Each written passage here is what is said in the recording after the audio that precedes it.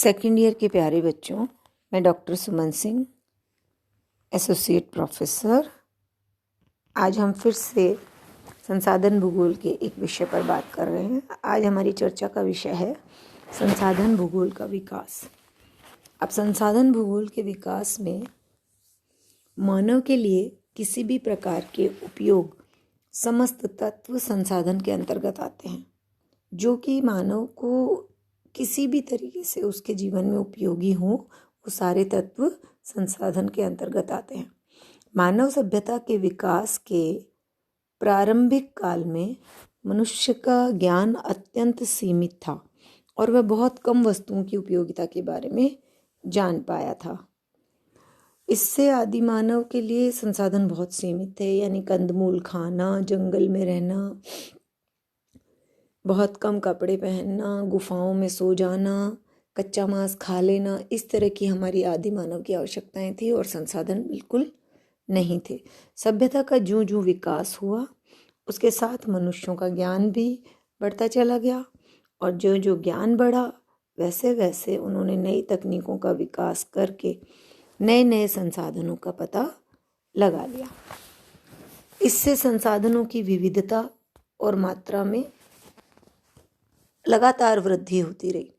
अब वर्तमान का जो प्रौद्योगिक विकास है, उसके स्तर पर संसाधनों की संख्या और मात्रा असीमित हो गई है, क्योंकि नवीन खोजों से निरंतर नए संसाधन प्रकाश में आते रहें और भविष्य में भी मिलते रहने की प्रबल संभावना है।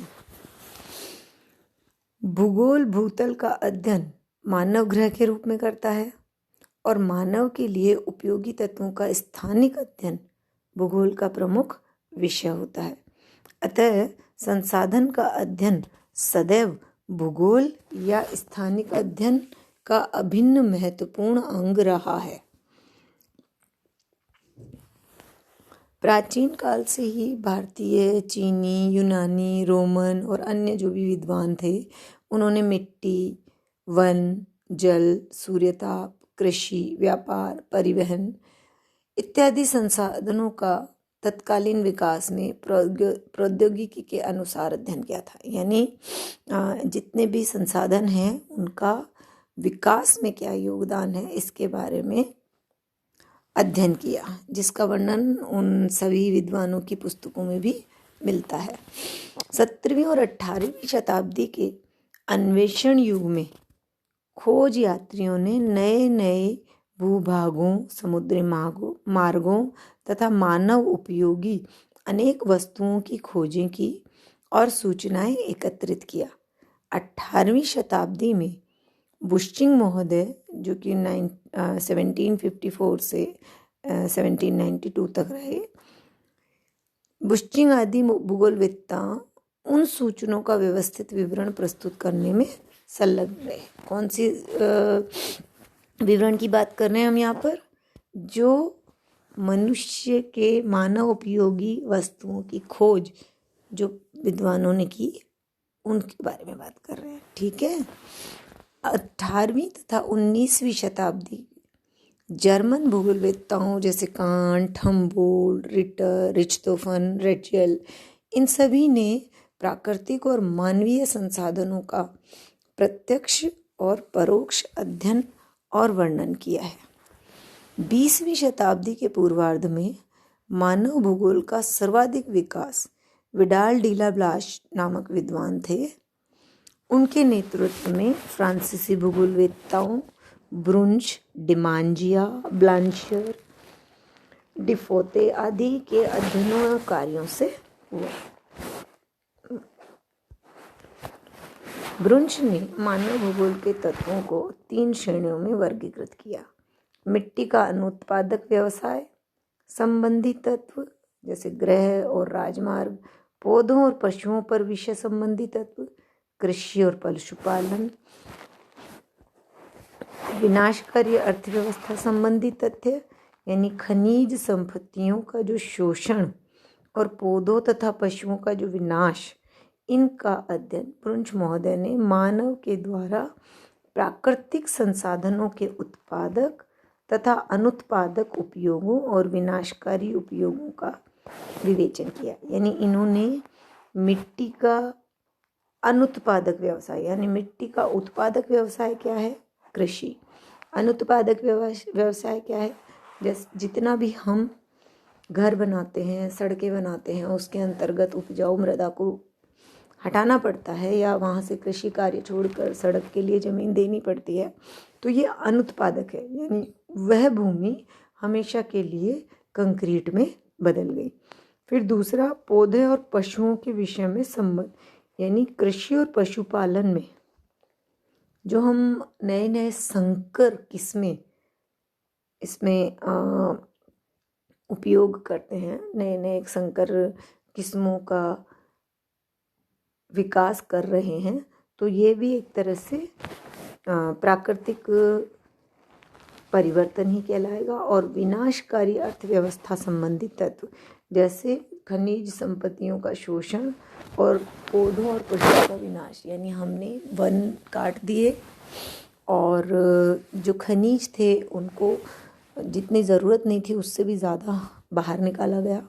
तो इस प्रकार ब्रुंच महोदय ने मानव द्वारा प्राकृतिक संसाधनों के उत्पादक और अनुत्पादक उपयोगों के बारे में बताया। ग्रेट ब्रिटेन में डडली स्टाम्प नामक विद्वान ने भूमि की संभाव्य क्षमता के आकलन और भूमि उपयोग सर्वेक्षण एवं नियोजन जैसे महत्वपूर्ण कार्य करते हुए संसाधनों के व्यावहारिक अध्ययन को प्रोत्साहित किया। रूसी क्रांति 1917 के पश्चात सोवियत संघ में एन बारांस्की के नेतृत्व में देश के प्राकृतिक संसाधनों, भूमि, खनिज एवं ऊर्जा संसाधनों का वृहद पैमाने पर देशव्यापी सर्वेक्षण, आंकलन और उपयोग प्रतिरूप का निर्धारण किया गया। रूस में भौगोलिक अध्ययनों में आर्थिक भूगोल को प्रधानता दी गई। उसमें मुख्यतः प्राकृतिक संसाधनों के वितरण, आकलन, उपयोग की दशाओं के अध्ययन पर विशेष बल दिया जाता रहा है। तो ये इस वीडियो में हमने बात की कि किस तरह से संसाधन भूगोल का विकास प्रत्येक काल में बदलता गया और अपना रूप परिवर्तित करता गया। आदिम काल से बात करें तो आदिम काल में संसाधनों का जो स्वरूप था उसी रूप में मानव ने उसका उपयोग किया। मिट्टी मिली तो अपने लिए थोड़ी बहुत खेती कर ली, कंदमूल मिले जंगल में तो उनको खा लिया, शिकार करके कच्चे मांस को खा लिया, प्रकृति में जहाँ भी उन्हें स्थान मिला उस स्थान को अपना सोने लायक बनाकर वहाँ सो गए। तो ये था आदिम प्रकृति। फिर धीरे धीरे जब विकास हुआ, आग का पता चला, आग जलने पर पशुओं का दूर भाग जाने से आदिम प्रजातियों को ये पता लगा कि आग बहुत ताकतवर है, तभी आग अग्नि देवता और आग देवता ऐसे जो भी पदार्थ, खनिज संसाधन या तत्व प्राचीन समय में मानव के लिए उपयोगी रहे, उन सब को धार्मिक आधार पर भी मान्यता मिली। और धार्मिक आधार पर ज़्यादातर आप देखेंगे तो उनको भगवान के रूप में मानने लगे, क्योंकि मिट्टी आपको कृषि पदार्थ दे रही थी तो उसकी पूजा होने लगी। फसलों से आपकी उदर पूर्ति हो रही थी इसलिए फसलों की पूजा होने लगी। और अग्नि से आप भोजन पका सकते हैं। ये सारी चीज़ों का पता चलने के बाद आदिम संस्कृति ने अपने रहन सहन में परिवर्तन किया। फिर धीरे धीरे और आगे बढ़े। आज का जो युग है वो साधन संपन्न युग है। आज हम हर तरह की तकनीक से जुड़े हुए हैं और एक स्थान पर बैठे बैठे ही पूरे विश्व में होने वाली घटनाओं और वहाँ होने वाले परिवर्तनों को देख सकते हैं। तो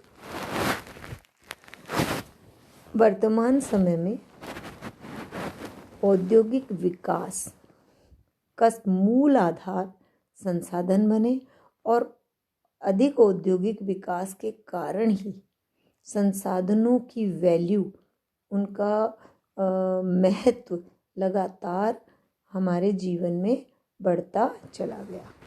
अब एक नेक्स्ट वीडियो में मैं आपको और आगे के विकास के बारे में बताऊंगी। धन्यवाद।